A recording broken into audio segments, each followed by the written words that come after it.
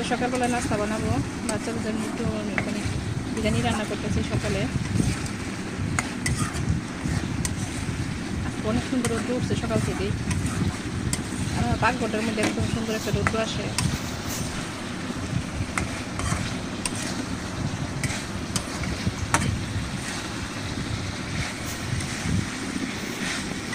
কষানো শেষ, তারপর এখন আমি চালটা দিয়ে দেবো। চালটা দিয়ে তারপর দিয়ে দিয়ে নেব।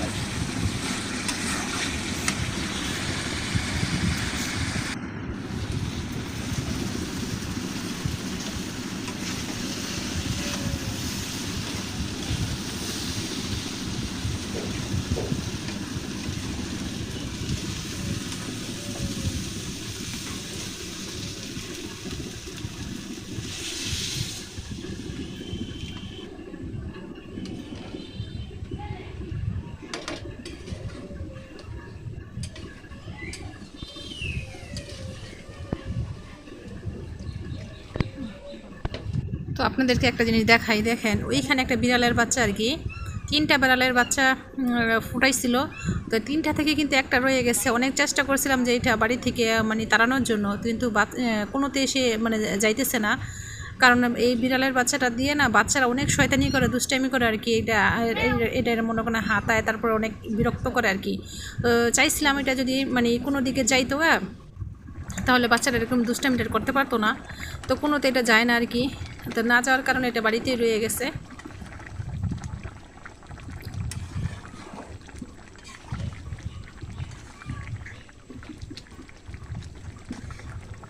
তো আমার সকালের নাস্তাটা কিন্তু বানানো শেষ। এটা ভালো করে ডিম করে তারপর বসাই দিব।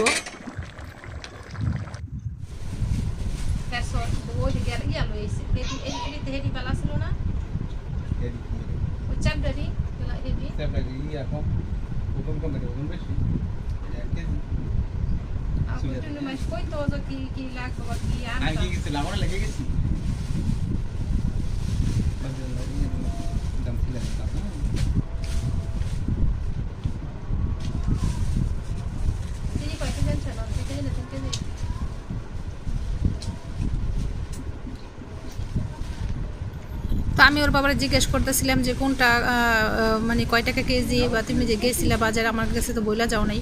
কারণ দেশের পরিস্থিতি কিন্তু একেবারেই ভালো না, কোথাও মানে যাইলে কিন্তু অনেক ভয় করে। আর আমাদের এইখানে পরিস্থিতি তো ভাই একদম অনেক খারাপ, কি আর বলবো। তো আমি বলছিলাম যে বাইরে যাওয়ার কোনো দরকার নাই, যা থাকে তাই কিন্তু করে খাবো আর কি। কারণ দেশে অনেক মানে যেই অবস্থা শুরু হয়েছে, এমনিতে অনেক ভয় করে। তো বলতেছিল যে শুকনা যে বাজারগুলো ছিল এইগুলো কিন্তু শেষ হয়ে গেছিলো আমাদের। যে শুকনা যে ডালগুলো ছিল তা আদা রসুন তো একেবারেই ছিল না, তো এই জন্য আর কি নিয়ে আসছে। তো বলতেছিল যে যাইতে চাইনি, তারপরে গেছি আর কি। এগুলা মানে আমাদের দোকান ছিল না, যে মুগ ডালটা ছিল ওইটা ছিল না, তারপরে বুটের ডালটা ছিল না আর কি। এই জন্য কাশপুর থেকে তারপর আমাদের যেই যাইতে হয় আর কি, ওইখান থেকে বড় বাজার আছে যে ওইখান থেকে নিয়ে আসছে।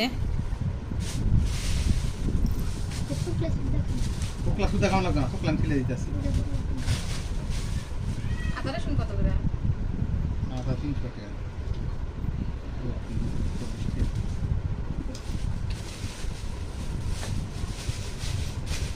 তো বাচ্চারা যেহেতু আমটা অনেক পছন্দ করে, সেহেতু কিন্তু বাচ্চাদের জন্য কিন্তু আমও নিয়ে আসে। আমটা যতদিন পর্যন্ত থাকে আর কি আমাদের ঘরে মানে থাকে, কারণ বাচ্চারা আমটা অনেক পছন্দ করে, সেজন্য কিন্তু সবসময় আনা হয়।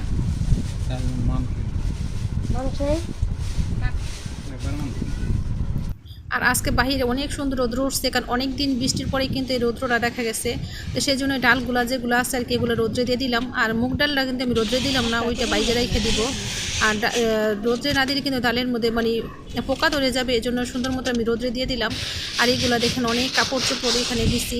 আর এই কাপড় চোপড়গুলো কিন্তু গত 2 দিনের যে জমছে জমানো কাপড়, ওইগুলো কিন্তু রৌদ্রে শুকাইতে দিলাম। ডালগুলো দিয়ে দিলাম।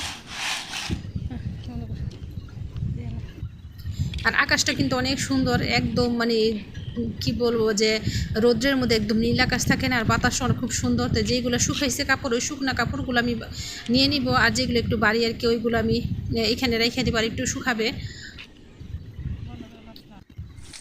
রান্না করে চলে আসছি। তো এখানে মাছ বাছতে দিছি, শিং মাছটা দিয়ে আজকে আমি দুন্দুল দিয়ে রান্না করবো। এখানে দুন্দুলটা গাইতে নিচ্ছি। আর এইখানে বাইম মাছটা আছে, এই মাছটা আমি বোনা করে দেবো, এইটা বোনা করে দেবো। মাছটা অনেক ফিট আসতেছে।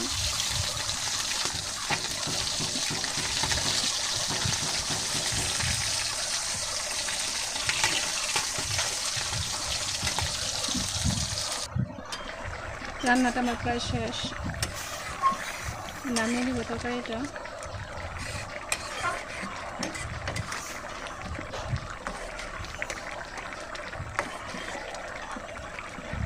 তরকারিটা নামাই তারপরে মাছটা বোনা করে নেব।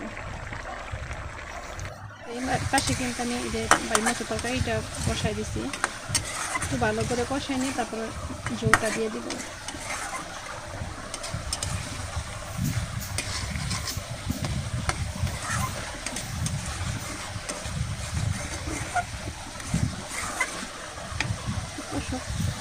একটু কষানো হলে তারপরে সুন্দর করে ঝোল দিয়ে তো নামাই নেবে কিছু খাইয়ে।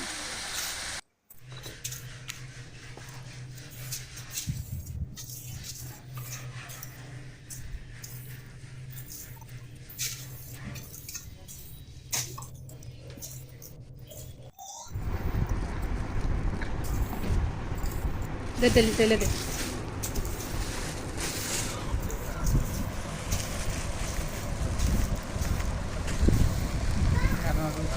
বেশি বেশি